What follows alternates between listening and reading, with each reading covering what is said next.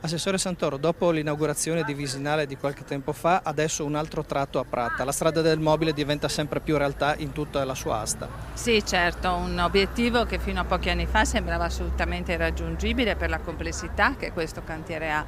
Pensate, il tratto che oggi noi inauguriamo ha 5,5 km certamente di strada, ma ben 7 rotonde, tutte ridisegnate proprio e fatte in vecchi incroci, anche semaforizzati, per mettere in sicurezza non solo il traffico industriale e commerciale dell'area, ma soprattutto i cittadini che sono residenti in queste zone. Quindi un importantissimo risultato che adesso apre la porta alle altre realizzazioni che sono in corso. Si ricordava la forte collaborazione tra tutti quanti gli enti e le imprese che hanno realizzato l'opera, elemento fondamentale per poter stare nei tempi previsti.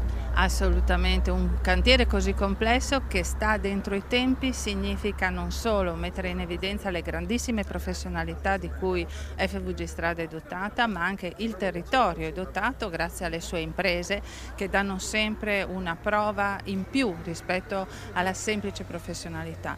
Tutti i tecnici coinvolti e tutte le imprese coinvolte hanno mostrato di avere una grande attitudine alla collaborazione e alla soluzione dei problemi.